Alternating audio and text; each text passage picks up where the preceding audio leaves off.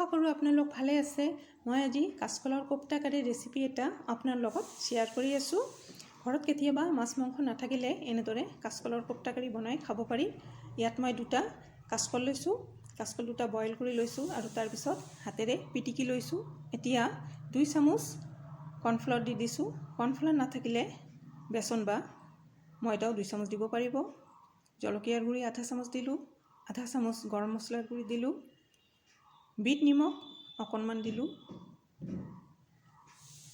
গোলমৰিচ গুড়ি অলপমান দিলোঁ। সোৱাদ অনুসৰি নিমখ দি দিছোঁ। সৰু এটুকুৰা আদা গ্ৰেট কৰি দিছোঁ। ধনিয়াৰ পাত দি দিলোঁ। জলকীয়া দুটা সৰু সৰু কৰি কাটি দিছোঁ। এতিয়া এই সকলোখিনি ভালদৰে মিহলি কৰি লৈ গোল গোল কৰি মই কোপ্তাবিলাক ৰেডি কৰি ল'ম। এতিয়া তেল গৰম দিছোঁ। তেলখিনি ভালদৰে গৰম হৈ যোৱাৰ পিছত কোপ্তাবিলাক এটা এটা কৰি দি দিম। কোপ্তাবিলাকৰ আকাৰ গোল গোল বা চেপেটা কৰিও দিব পাৰি। এতিয়া কোপ্তাবিলাক এফালে ভালদৰে হৈ যোৱাৰ পিছত মই এটা এটা কৰি কোপ্তাবিলাক ওলটাই দিম লাহে লাহে। কোপ্তাবিলাক গোল্ডেন ব্ৰাউন নোহোৱালৈকে ভাজি থাকিব লাগিব। এয়া সকলোখিনি মই গোল্ডেন ব্ৰাউন কৰি ভাজি লৈছোঁ। সকলোখিনি কোপ্তা ভাজা হৈ গৈছে। এতিয়া এটা ফ্ৰাইং পেনত মই কোপ্তা কাৰীৰ গ্ৰেভিৰ কাৰণে এটা পেষ্ট বনাই ল'ম।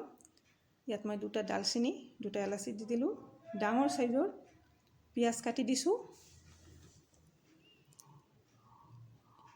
এটুকুৰা আদা কাটি দিছোঁ। 3 টুকুৰা নহৰু দিলোঁ। দুটা জলকীয়া দিছোঁ। কেইটামান কাজু বাদাম দি দিছোঁ। এতিয়া পিঁয়াজখিনি ভালদৰে ফ্ৰাই হ'বলৈ দিম। পিঁয়াজখিনি ভালদৰে ফ্ৰাই হৈ যোৱাৰ পিছত বিলাহী এটা কাটি দিম। এতিয়া বিলাহীখিনিও ভালদৰে হ'বলৈ দিম। জলকীয়াৰ গুড়িও অকণমান দি দিলোঁ আৰু অলপমান পানী দি বিলাহী আৰু পিঁয়াজখিনি মই অলপ সিজিবলৈ দিম। ঢাকন এখনেৰে ঢাকি 5 মিনিট মই এইবিলাক সিজিবলৈ দিম।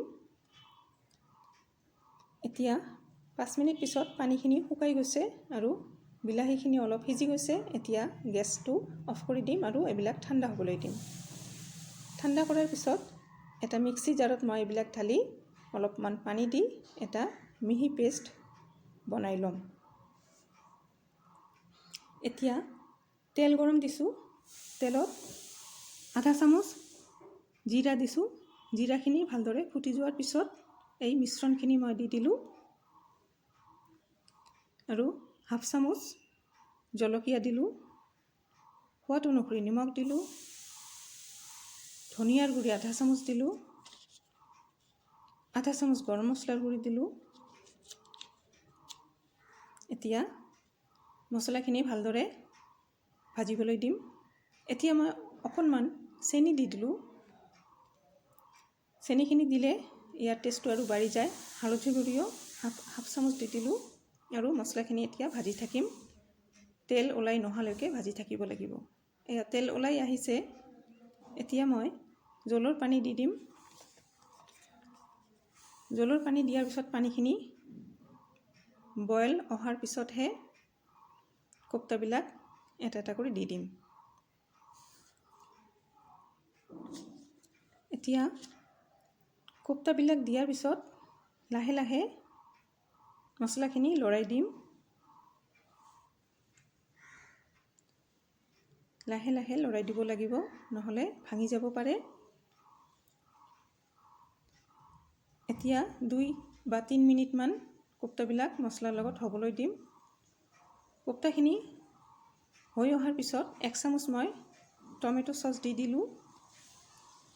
চাওক কোপ্তাখিনি কিমান ধুনীয়া হৈছে। খাওঁ খাওঁ যেন লাগিছেনে নাই। এতিয়া কোপ্তা কাৰী সাৰ্ভ কৰাৰ কাৰণে একদম ৰেডি হৈ গৈছে। আপুনিও ঘৰত ট্ৰাই কৰি চাব। আশা কৰোঁ ৰেচিপিটো ভালেই লাগিছে। যদি ভাল লাগিছে তেনেহ'লে লাইক এটা দিব আৰু প্লিজ ছাবস্ক্ৰাইব কৰি দিব আৰু ৰেচিপিটো চাই কেনে লাগিল মোক কমেণ্ট কৰি জনাই দিব আৰু ভিডিঅ'টো সম্পূৰ্ণকৈ চোৱাৰ বাবে বহুত বহুত ধন্যবাদ। আকৌ লগ পাম। বাই।